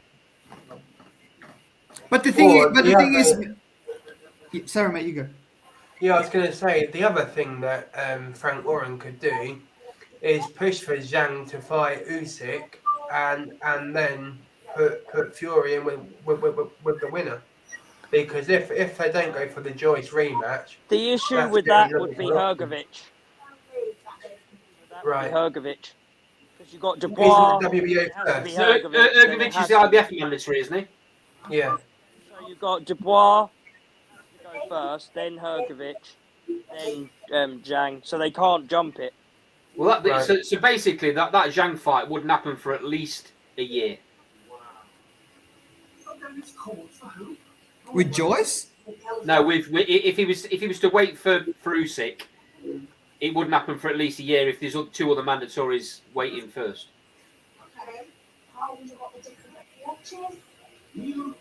So China now has got for the first time in their history, they've got a heavyweight champion, right? Is that right? Yes. Oh man, that's going to be huge in China, mate. Like, this is going to be huge news. And the fact that he won overseas, right, will be even bigger. Now the rematch in China, say it's in Macau, right, at the Cotai Arena where Pacquiao fought twice. Man, it's going to be huge. Like, that will be huge in China. Because I remember that Chinese guy who was supposed to be like, remember in the old weight class, like in the lower weight class, he was fighting in Manny Pacquiao's undercards all the time, especially in Cotai Arena. Remember him? And then he didn't really pan out. He was pretty big too in China. Remember him? No, I don't actually. Yeah. Anyway, there's been a number of fighters from China though, mate, that have shown lots of potential and then they've just fizzled off. Yeah. Very, very strange. It's such an untapped market. Yeah, it is. Who's watching Guys, obviously TV? I think we've done this to death now. Is there any other topics you want to talk about before we end the show? Yeah. What about the Garcia versus Tank fight next week? Stanley, what about the Lomachenko versus 80 fight? Isn't that in May? May 20th? The Tank versus Ryan is next week.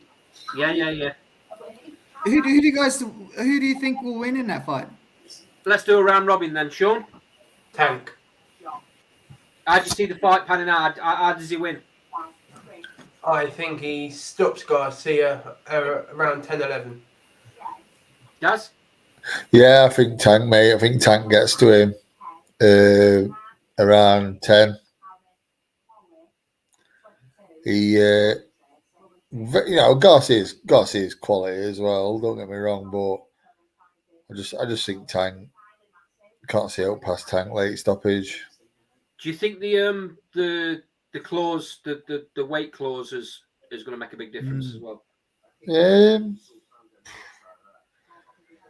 Not really. I don't think so. So I mean, obviously, Tank's got to draw him late, right? I think Tank can hit him in first round and KO him. It doesn't have to be late, but I just think Garcia will be a bit switched on early on. I think Tank will be a bit wary about Garcia's quick hands early as well. Yeah, it could be. Listen, I wouldn't even be surprised if Tank scores a KO around any of the late rounds and he's behind on cards. I wouldn't be surprised. I was about to say that. I've said a few times that Garcia's got amazing speed and quite a bit of power as well. The problem that he's got is when he throws his combinations with his chin in the air. Yeah. He's never learned. He's never been taught. I don't know why it's not been drilled out of him, but it never has. He drops his hands as well. What's Tank's big shot? Ryan said that. Remember when he got knocked down against Luke? Is it Luke Campbell? Luke Campbell, yeah. Yeah, he said that the reason why he got knocked down is because Luke Campbell is taller than him. His reach is longer than Ryan Garcia. He got knocked down because he dropped his hands and he got hit on chin.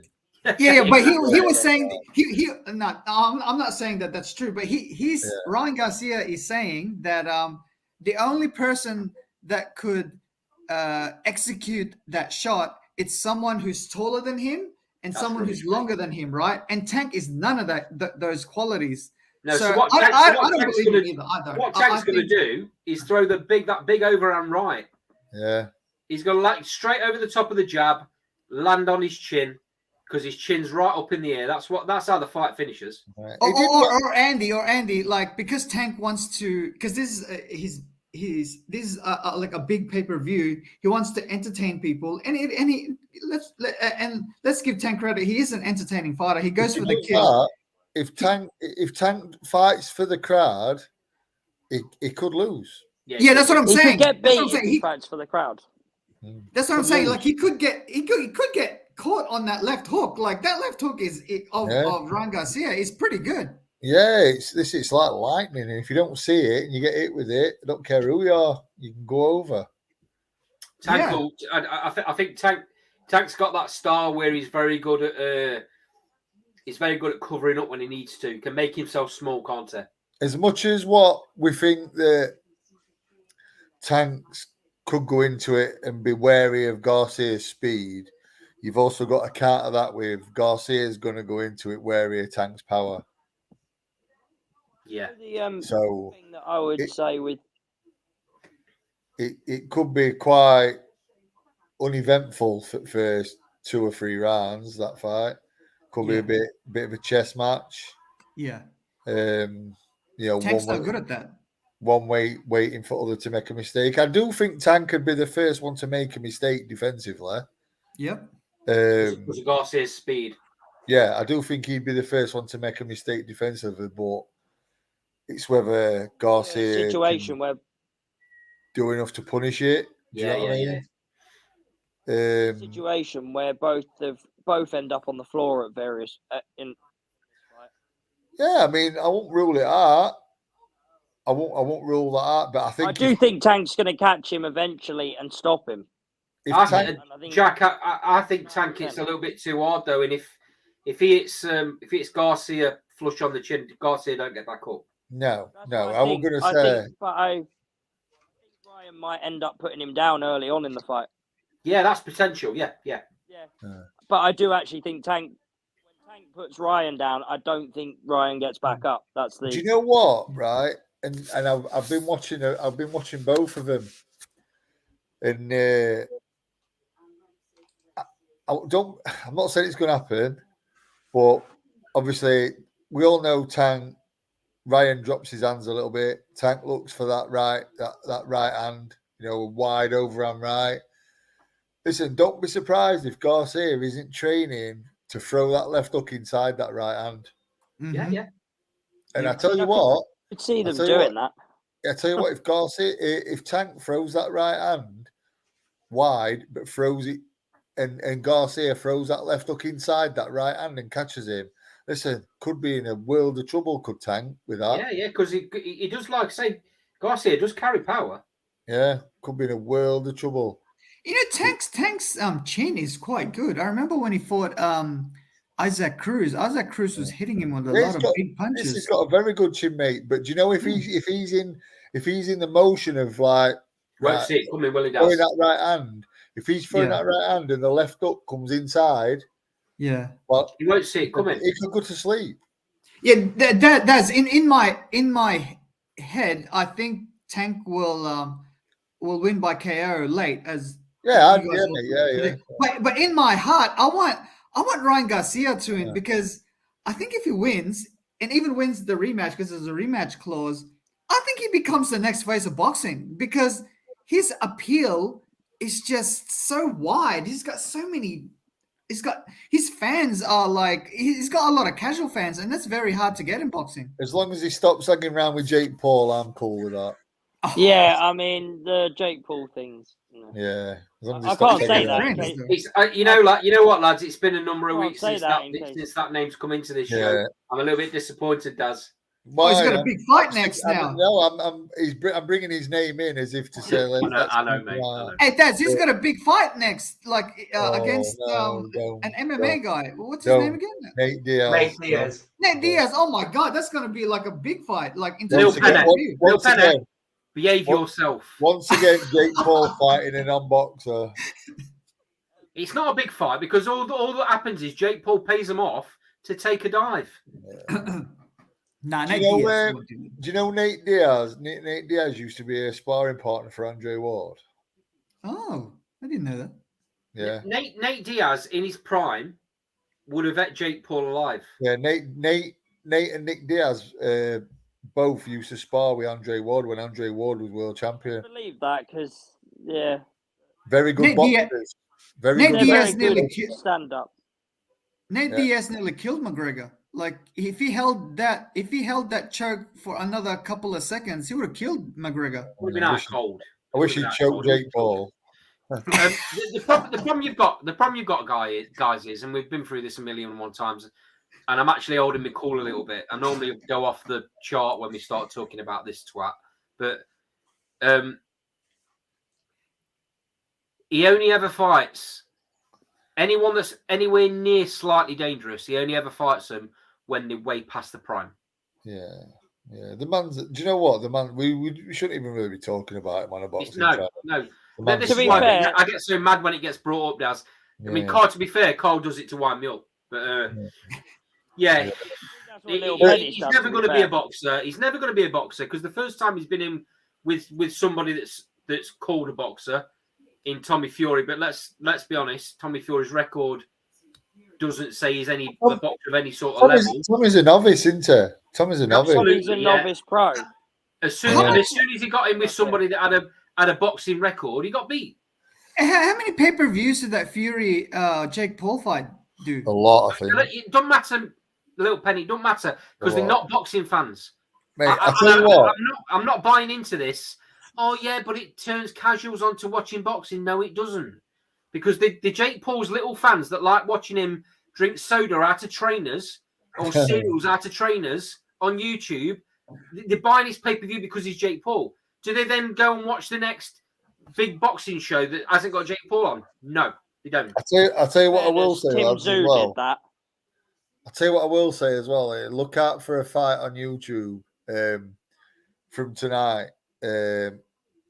Amy Greetorex v Chelsea Arnold. Oh, did she win? No, she lost. Very dodgy decision. Oh, you're kidding me. Yeah. What a fight though. Was it a good Hey, fight? Des, what about your fighter, Nicola Hopwell? What's her next fight?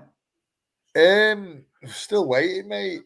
Still waiting. Hopefully, it's going to be for some sort of title next, maybe June time. Just waiting. She's training. Why don't she fight on the undercard of Katie Taylor and Cameron fight? I wish she could. Yeah, you can't just phone them up and No, ask for that. no, I wish she could. They quite well like that, Little Penny. Yeah, I wish she could.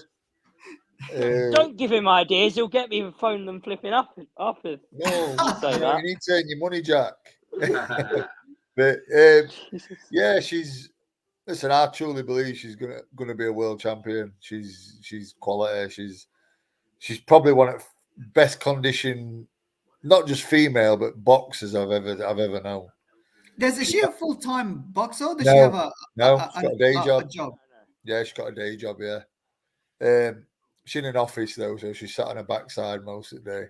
But if she wins the world title, Daz, will she then stop that job and then become a full-time boxer? It depends on money, doesn't For it? her, isn't it depends on money. It's it depends if she can. I mean, hopefully, if she wins the world title, then yeah, she can afford. She'll be able to afford to do that.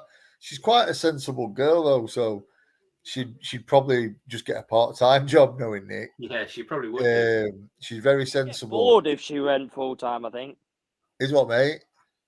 She'd get bored full time, I think. No, I tell you what, Jack.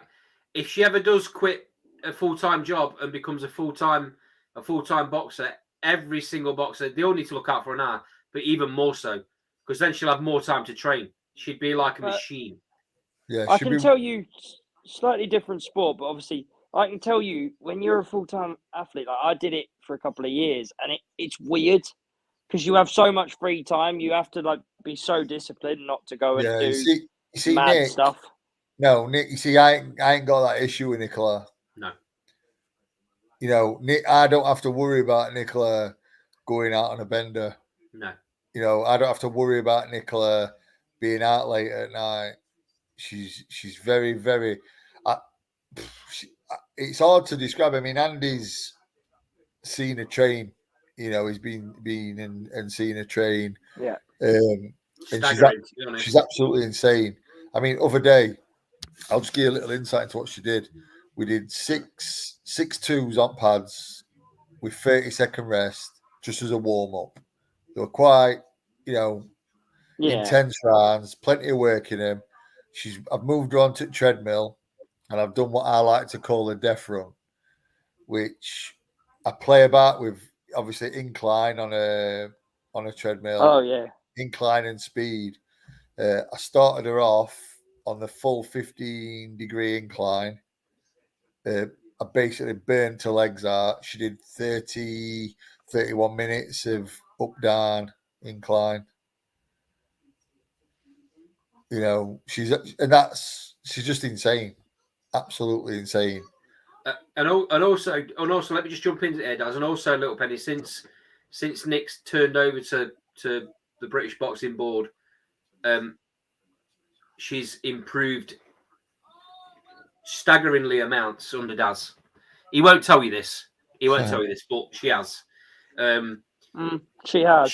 She's a last fight. Little Penny was staggering how good she was. She played with her opponent, who's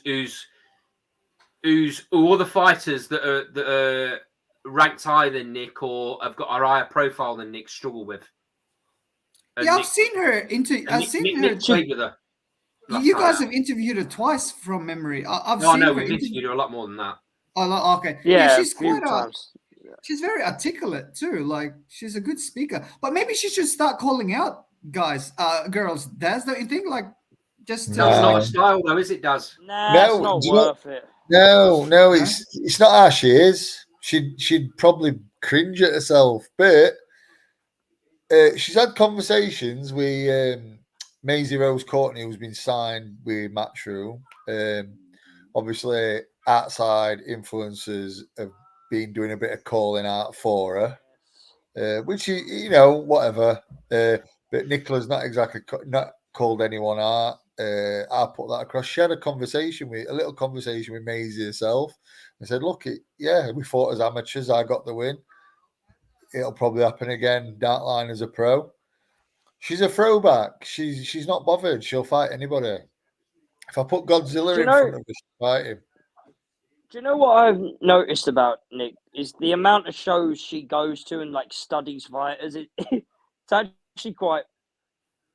I'm always a little bit worried that she's decided she's going to nick my job or something. No, she. So many shows and studying fighters and stuff.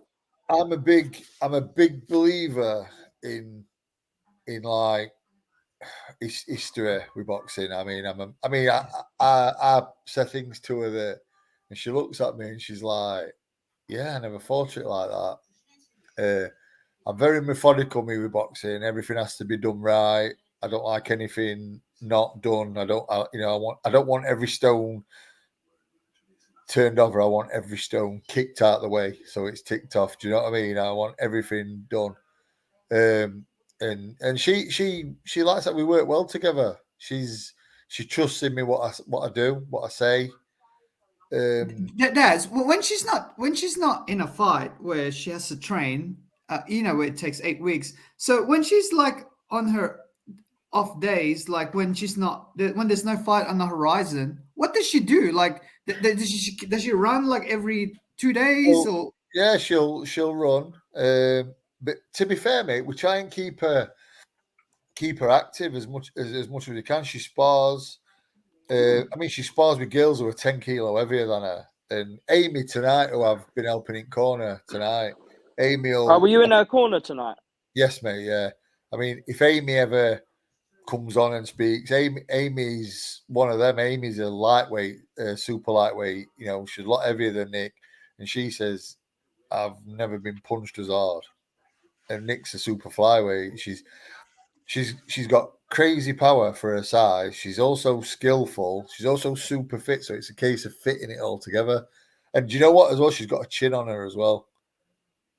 She's tough, but I'm just trying to and we're getting there. I mean, we did a pure boxing session last night. She's had an hard week training. So we did a pure boxing session last night. We did eight rounds on pads, went into 4 rounds on bag, drilled a few things on bag. And I'm not kidding. Every jab she threw in them 8 rounds on pads was an absolute ramrod. It was like, and do you know what? I very rarely say, and I said to her last night, I says, I very rarely praise myself. Do you know what I mean? I very rarely say, yeah, I'm happy. But last night, I said to her, I'm absolutely proud of myself that I have given you the tools to develop a jab that is absolutely world class. As she gets older, will she go up to 118, 122? Do you know what, mate? She walks around at 53 kilo. She walks and she fights at 52 super flyweight. She's now walking around at 52.4. She's super fit all the time. Insane, absolutely insane. I mean, she did did flyweight for her last fight. with her about that. Yeah, she feels. I mean, And she says that she feels stronger as a super fly, but the girl she boxed last, Ivanova, was very, very strong, and Nick bossed her. She did. So I think there's options. There's option. She does. She bossed her, and she didn't break a sweat doing it. No, do you know? And we discussed this after, didn't we? I said to you that I sent her in there to show a skill set, and you know, I said I want you to work behind your jab. I want you to show your skills. You know, 1-2 left hook, step off, walk her onto things. When you've like thrown your shots, step off, make her come to you to react, and then walk her onto shots. And she boxed really well. I was pleased. She probably could have stepped on gas from fourth and fifth, sixth, and she might have got her out of there. I mean, she gave her a horrific cut lip in first round, split her lip wide open. To be fair, but it was more about showing what she'd been doing. Now, I went to get that Ivanova back over here. Well, and the first question her manager said was, "Is this one going to hurt her as much?" I mean, that says it all, doesn't it?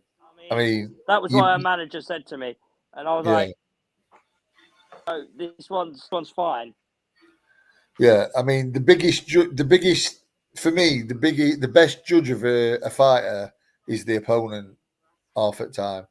You know, and I spoke to Ivanka and I thanked her for being professional, for making weight, and she said she's very, very good. She's very good. And she went, she punched me harder than she looks. And it's like she's got long arms, Nick. She thought she was gonna go that. No. But is she ready for the Latinas at 115? You know, those Latinas, the Mexican girls and Puerto Rican girls. I'll be honest, she's got I'd like her to obviously fight the other girls in England, in Britain.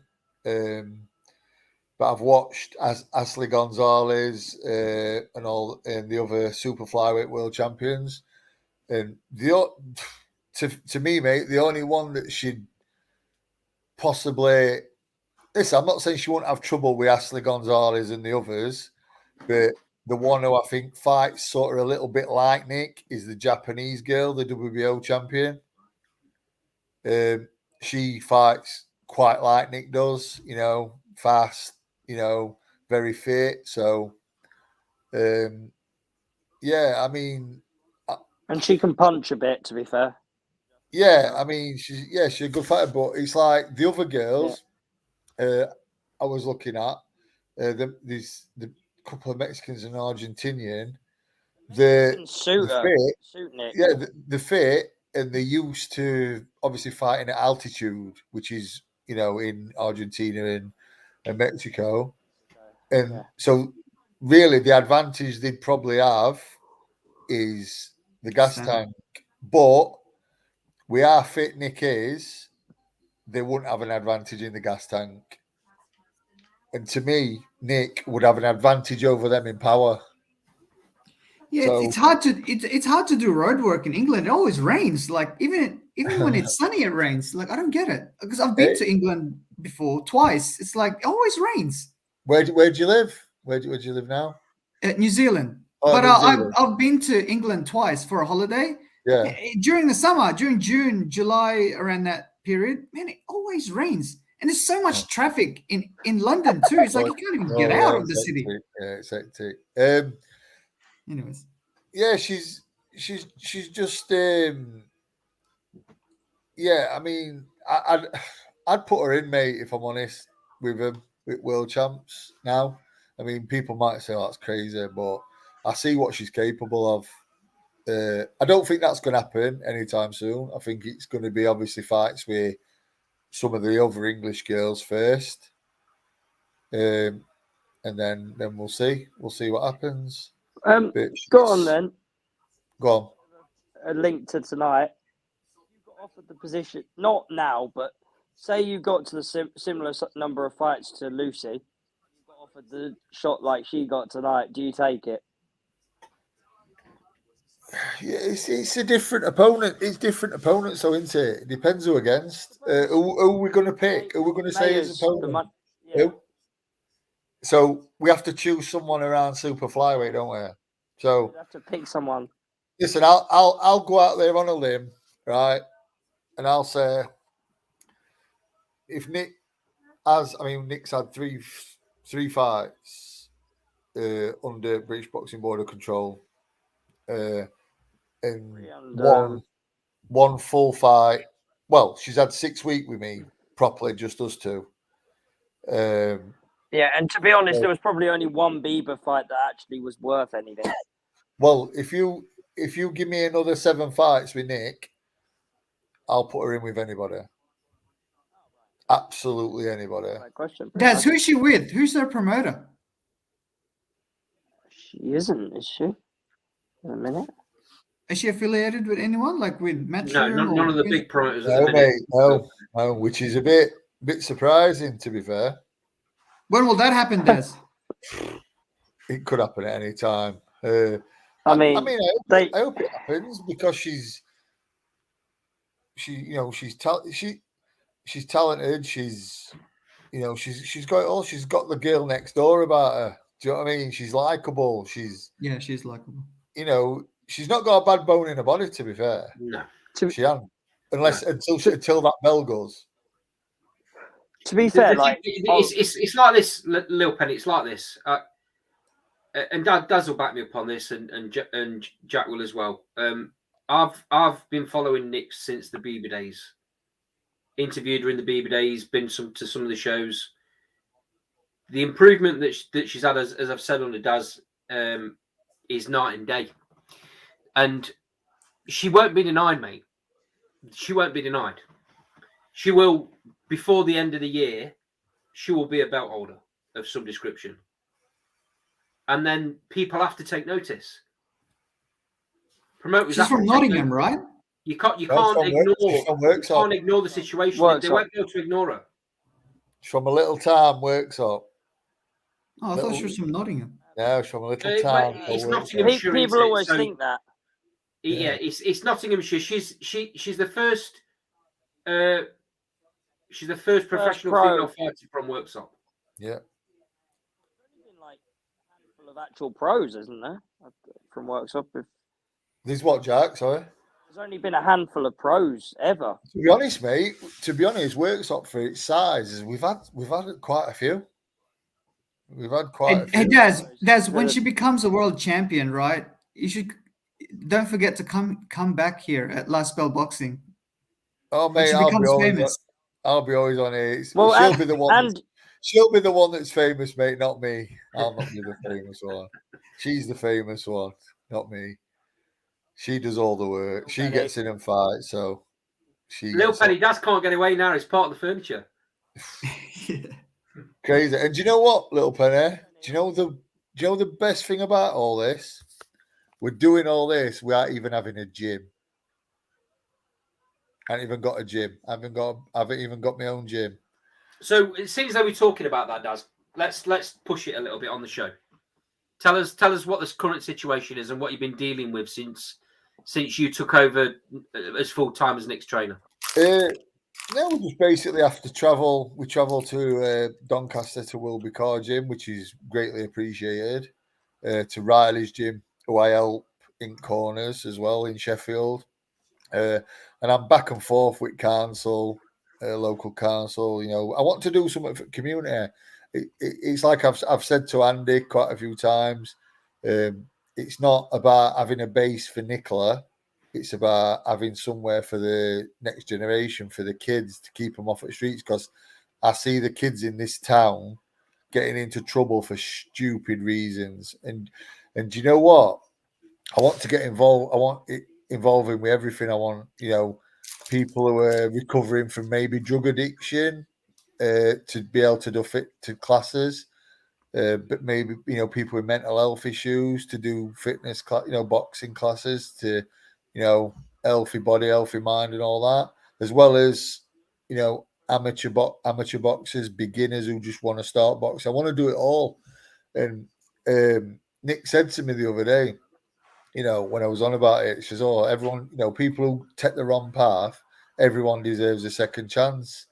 And do you know what? I just came out with it, and it rang so true.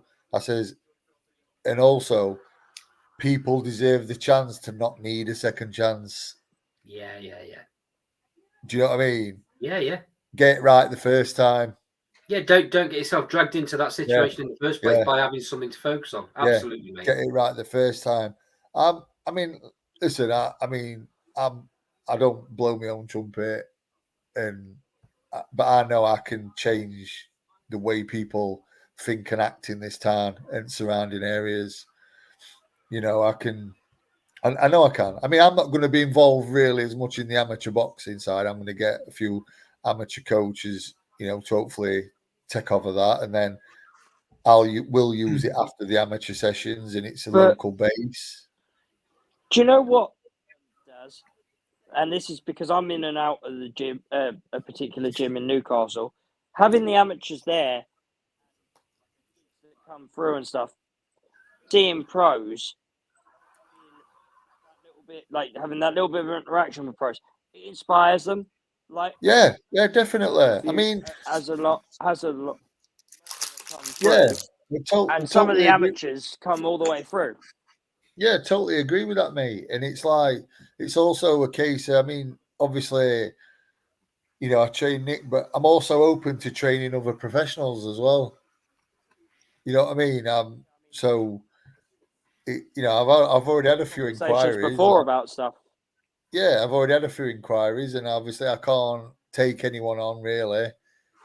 We're not having really my own base. I mean, it is something I'd want to do full time myself at some point.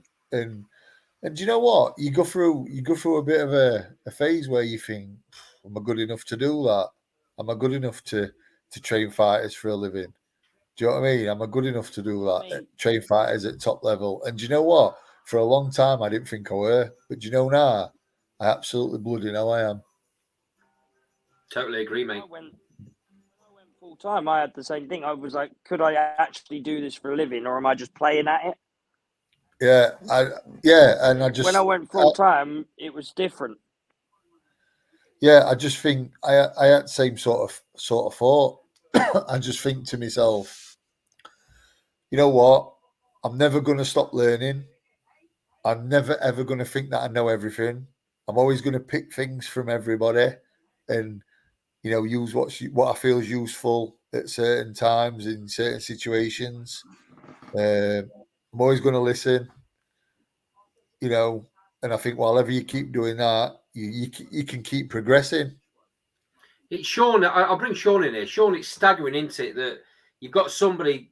The way Daz has spoke tonight, how passionate he is about boxing and about bringing the boxing into the community and helping not just vulnerable kids, but kids that don't know any better. It's staggering, isn't it, that you see it in gyms all over the country, how much it's improved neighbourhoods. It's staggering that at the minute it doesn't seem like the local council in Daz's area are paying too much attention to what he's trying to do. Yeah, I think it's a real shame. I mean, you only have to see in the news, wherever you live in this country at the moment, people are struggling for all sorts of reasons. And you would think to bring good on the community to help people, and it would alleviate pressure off them as well. So you would think that they would take everything into consideration and jump at the chance for guys like Daz and other people around the country and give them all the help they need and the facility to help all these people.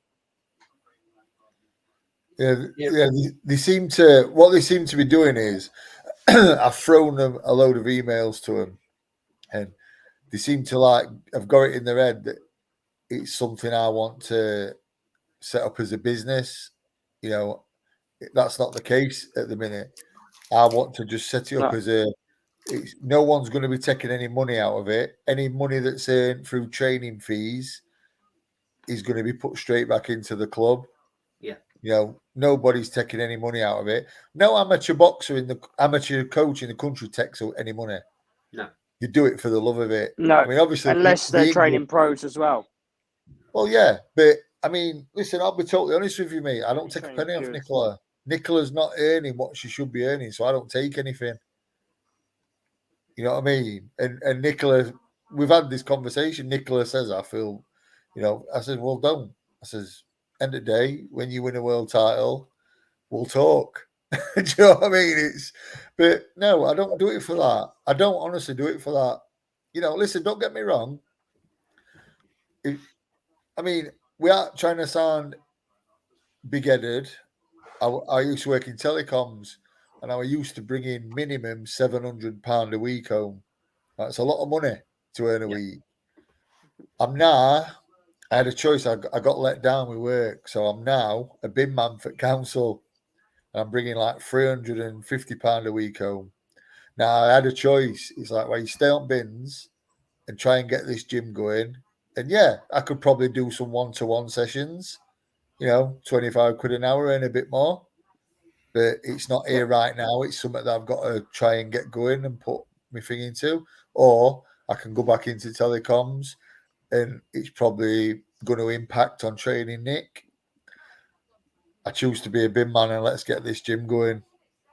Hey, Daz, I don't know about in England, but there's a lot of females now who are not into boxing, but they just want a personal trainer, and they just want to hit the pads. Right? I see that in the park. Well, I see that in the park a lot. I'm not even. That's the thing, mate. That's like the one-to-one sessions. It's not just females, mate. You wouldn't believe how many people of the past year have messaged me and says, "Oh, you're going to do some, would you do some one-to-ones with me and get me fit and teach me how to box?" And I've gone in the gym because I've come back as an athlete, and I've gone in the gym and trained with like the strength and conditioning and the hip side of it because I spar. I've gone and trained with some of the pros on one or two occasions just because I can and I had the fitness level to do it. Honestly, it's one of the physically demanding stuff I've done, and this is coming from someone who's trained at that level as an athlete. Yeah, it's madness, mate. Honestly, physically demanding things you can do. Yeah, I was like throwing up at the end of it. It's not just about that. It's about the mental well-being and positivity that it brings. Yeah, listen, I want it to be a place where people can, it can be structured where, even if it's an hour and a half on a Tuesday afternoon, where you can have people who are, I don't know, they suffer with mental health issues, where they can come do some training, then sit and have a chat afterwards with a coffee or something, an orange juice, whatever. Then, maybe on a Wednesday day, you can get people who are, suffer with autism or something. Do you know what I mean? Yeah. Where it's something that is there for the community. I think that Daz. I think that's the part councils don't get. They just don't understand it. Oh, they hear boxing gym, and they think it's all about aggression and rough and tumble and punching people in the head for a living. It's not always about that. No, and that's this is where people just don't see it. The councillors, local businesses, they don't see it, and it's about time they woke up and smelt the coffee. Yeah, the frustrating thing is as well, there's been a couple of local businesses who have said, listen, if you get somewhere, we'll help you kit it out. Just put our banner up. And, council seem to just keep saying, oh, we have no premises suitable at minute. We can help you find somewhere that you can lease. Listen, where what part of it? I haven't got £10,000. It's ridiculous. You know, for a year's rent. You know, I'm wanting to do something for the community. You know, and not Tell you and what, let's be right. I don't want to take any money out of it. Yeah. Do you know what I mean? All You the money you think, wouldn't you, that they'd be getting themselves round a table with head of police for the area, yeah, and going, right, we've got this, we've got this opportunity. We've got a boxing trainer here that understands his stuff. Let's get this together. Let's get this sorted out. Let's get these kids off the street. That's another thing. I spoke to ASBO team, antisocial behaviour team, about a week ago.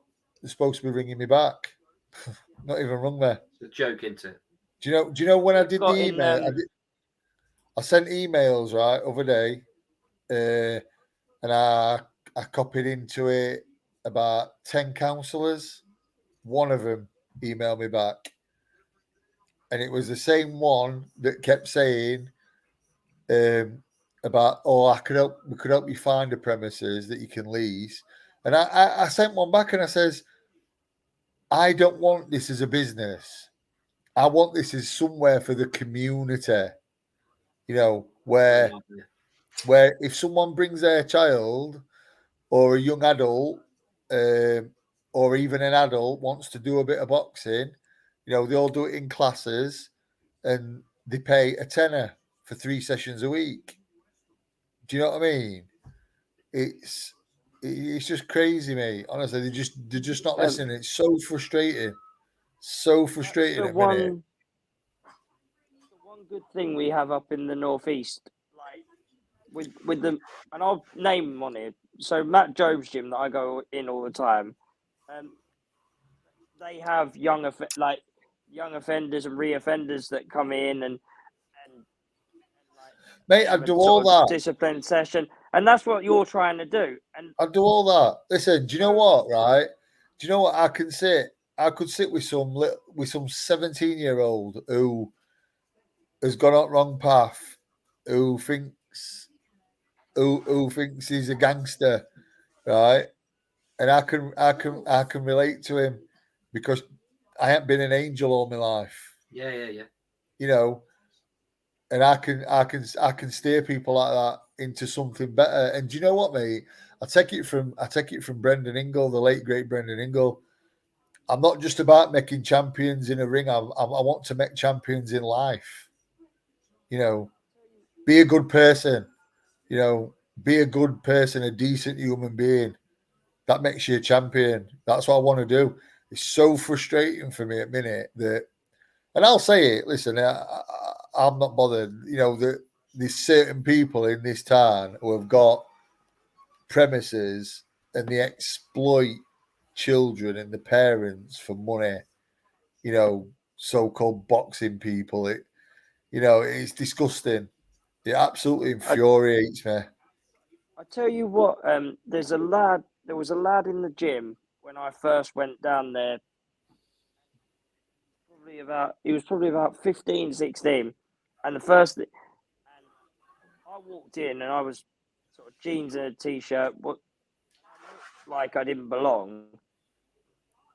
He was a bit hostile with me, young traveller lad. You keep going in and out. You're breaking up, Jack. The young traveller lad, and he see me interact with the pros, and now every time I go in there, he's like one of my best mates because he realizes I don't care where his background is. I'll give you. I'm here because boxing. I'll give you a bit of an example as well. A few years ago, I ran a little boxing gym in Worksop. Didn't have it for long, just ran it for a little bit. Had it packed out. It weren't the biggest of gyms, but had it packed out, and people had to. Luckily, in summer, people actually had to train outside as well. Had a mixture of ethnicities and ages and everything, and had a guy in there who turned up every day, young lad. Well, yeah, set at 19, 20. And then I had a group of travellers, gypsies who used to come in. They, trained, they all mixed together. And do you know what? One night in Worksop Town Centre, the lad was out, and there was about 4 or 5 people circled this lad. And they were gonna, oh look, we're gonna do this to you, that to you. Yeah. One of the travellers who I used to who trained in the same gym as him. Oh, I know him. Gathered all his mates, and then there were like 20 travellers surrounding the 5 people who were trying to do the one lad in. They stuck up for their gym mate and said, that wouldn't "Listen, have happened if it hadn't been for the gym." and listen, no violence came. They just said, "Listen, you mess about with him, you mess about with us." And they want to mix with this geezer. No. Had it not been for that gym. Do you know what I The- mean? And it's little things like that. The lads in the gym see the kids see the pros as like big brothers. Like they basically, you mess with one of us, you mess with all of us. Like that's how it is. And it's not like they're trying to be intimidating. It's a brotherhood, isn't it? It's a camaraderie. It's a family. It's feeling welcomed. It's feeling part of something. There's so much more to a boxing gym than what people that have never been in a boxing gym realise. Yeah, boxing saves lives. Yeah, absolutely, mate. There's Without no a two shadow of a ways doubt. about it. And it's like I say, at a minute, it's very frustrating for me. Because I want things to happen. I want something good to happen for town, and I want there to be another choice. And it's like I said earlier, I want people to have the chance not to need a second chance. Yeah, it's very frustrating. But we soldier on, chin down, and just keep going. And we'll because see. this happens in every community around the world. If there's nothing for the youth to do, what are they going to do? Hang around on the streets. They'll find something to do, and it's not. They find something to do that they shouldn't be doing. Yeah, they're going to hang around on the streets. They're going to get themselves into crowds of the wrong people, and then one thing leads to another, and they end up doing something they shouldn't be doing. They find something to do, and listen, let's split hairs. 50% of the time, they might find something to do, and it's productive. Yeah. But 50% of the time, they'll find something to do, and it's destructive. And that's the thing, and it's proven that your antisocial behaviour, and I'll word it like this: let's say I get something going, I get a gym going, and let's say this gym's open for 30 years, and it only changes one person's life and stops them going on a life of crime. Is that not worth it? Of course it is, mate. Absolutely, 100%. But it's going to change a hell of a lot more than one. Yeah, all right, Jack. Jack, I think from what you've just said there, Daz, we're at the 2-hour mark. I think that's the perfect way to end the show. Yeah, it is. I'm going to go and put my head down. So, guys, thanks for joining. Thanks for joining on the show as always. It's great to have you on. Thanks to everyone in the sidebar that spent the time to listen to us tonight. I know we talk a lot about a lot of different things, but I hope it's been entertaining. Yeah, thank you all for listening to me rant. We do this every single Thursday as a regular spot at 7:00, and then we do these odd occasions where after a fight night we'll do quite a late one like we've done tonight. Andy, we'll do one next week. Andy, we'll do one next week after the Ryan Garcia Tank fight. That'll be about 5 in the morning for us, little Clemmer. Oh, right. Okay. Probably not, mate. So we'll cover that on the following Thursday's show. But yeah, so we do this every single Thursday, 7:00, and we do these odd occasions after fight cards where we have a little bit of banter like this, like we've had tonight. Hope you've enjoyed it, and we'll see you on the next show next Thursday. Take care, guys. See you later.